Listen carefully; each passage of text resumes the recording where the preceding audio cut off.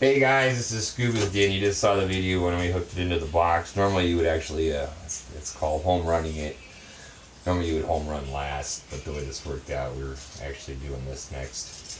What it calls for is two GFCIs on two isolated circuits, one 20 amp and one 15 amp. I labeled this line when we ran the line as red, meaning heat, like heat hot, and it wants a 15 amp on the inline heater, and the motor wants a 20 amp GFCI. This is our 15 amp GFCI. We just bought it at Lowe's. We got gray. Actually, they have black and white. It's not a big deal, but this is our 15 amp. And I just want to show you a couple of things. They used to have this yellow tag on the bottom, but now on just our model, this is line out to feed other lines.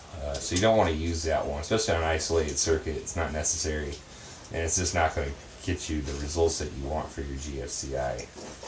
But I was just going to, they have them labeled pretty easy. They have gold, they have silver. Silver is obviously white, it even says so right there, white. Or if you're Spanish, I believe it says Blanco on there or something. Anyhow, white goes on the silver, and black, your hot, goes on your gold. This is our line here. We're going to put this in. We're just going to show you one because the other one's identical. And then we'll do another show on it in a second. So here's our white. We're going to trim these down about an inch here though. A little, maybe 2 inches. A little too much to work with here. It's going to be hard to fold into the box. You want about 6 inches hanging out of your box. And on these, they have these lines here you just push in. Those aren't really great to use. You should always pull the screw out and attach there. So what you do is you take your stripper lines, and let's do this one at a time. You put a kink there. Well, crap. You want to strip it first. Dude. And we're on our 12.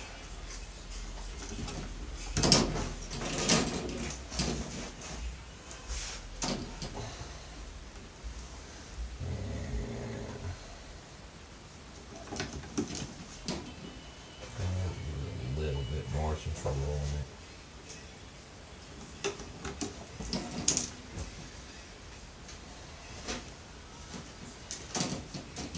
And you're gonna put your kink in. Just right there. That helps you hook, and I squeeze them together a little bit.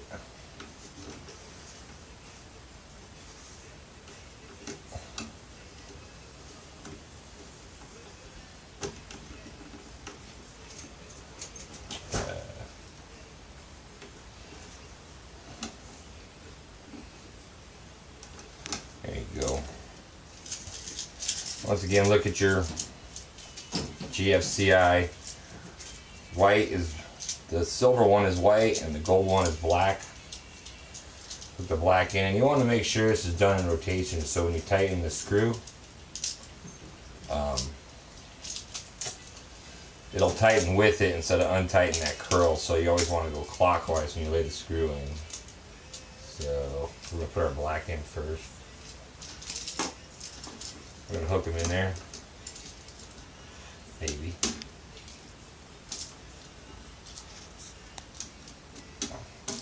You get a hook like that. When we turn it, it's going to turn. But before we do that, we want to take our needle nose and pinch it.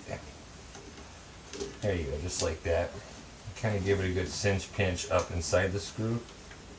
That way you know it's not going anywhere. And then you tighten it. It rolls right together.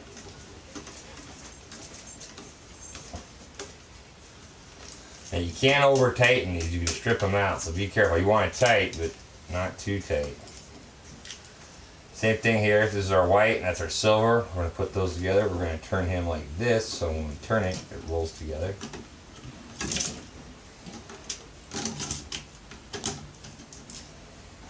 Once you get a hook, do the same thing. You're going to tighten.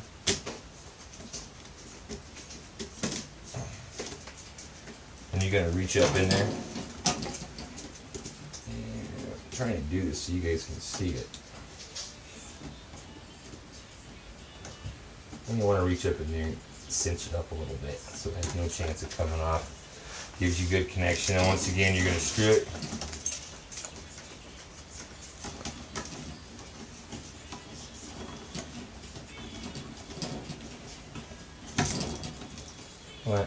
Want it tight, not too tight, but snug. So you have a good connection. And of course you're gonna put your neutral on. On this one you can just kind of do with your needle nose. You go about 3/8 of an inch to a 1/2 inch. Make your hook. And that one's pulled out. They have a plate on these neutrals you can get underneath if you need to. If you're feeling funky, but you don't have to.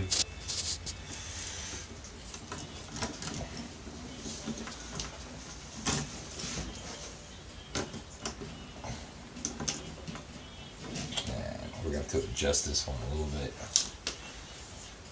This particular GSI is pretty tight on that, so it makes it hard to get in there.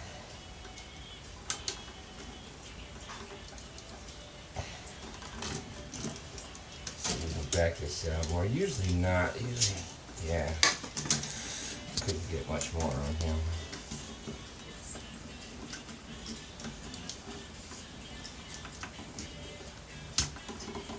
There we go. And you're just going to take it and pinch it again. Then you're going to reach kind of on the inside of that screw and give it a good pinch. Tighten it down. Sometimes on these you might need to use the a nut driver. On the 601s they have them. So just because they don't make it the best. Of course, I probably put the wrong size on. Yeah, I did. Awesome.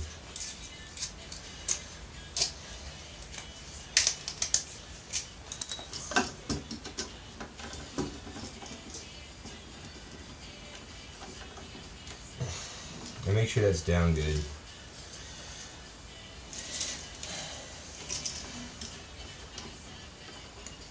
Now, whatever everyone has the big problem with cinching these up. Grab some tape real fast.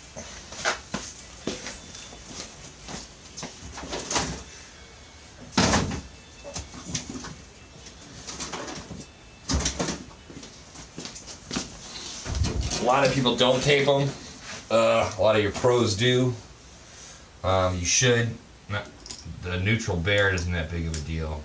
You're ground out. But just to be safe, it's always good to tape them. Especially if you're running metal boxes. It's not as popular to do on the plastic boxes, your outlet box. But if you're running a metal box, you should.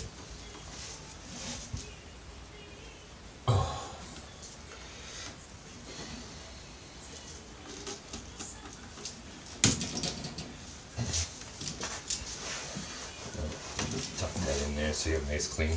And when you fold, you don't want to ding the insulation, so what I try to do is push it in with this.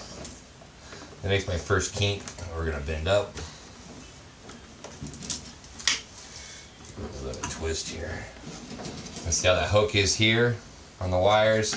That'll help it bend when you jam it in there.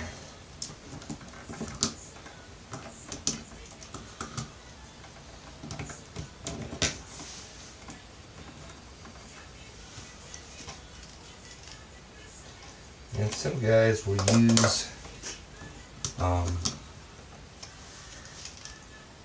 impact driver or a screwdriver to run them up. I don't like these, I can't feel it. But if you're good with it and you feel like you're not going to strip the box, I mean, you're welcome to do that. I suggest against it. I suggest you run these guys up by hand so you can feel it and feel what's going on.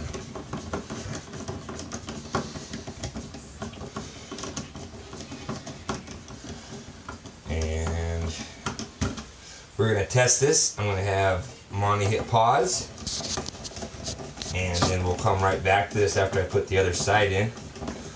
And we'll put a tester on it, turn the load on to make sure we're good. We're always looking for 2 yellows. Go ahead and hit pause, just hit the screen. There, it's on.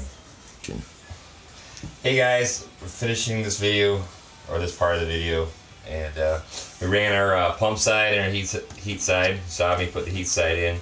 We have GFC eyes on both. It's running a standard tester to make sure we're right. And I'm not getting anything here. Huh, well, I guess we failed. Oh, we gotta set it. Hang on. There we go. We set it. We got 2 yellows. That's what we're looking for. You don't want a red. You don't want 1 yellow here, 1 yellow. You want 2 yellows. That's correct. And what we're going to do is test the circuit. So this particular outlet tester will tell you if the GSI is working. So you just hit the red button if you get a fuse break, and it worked.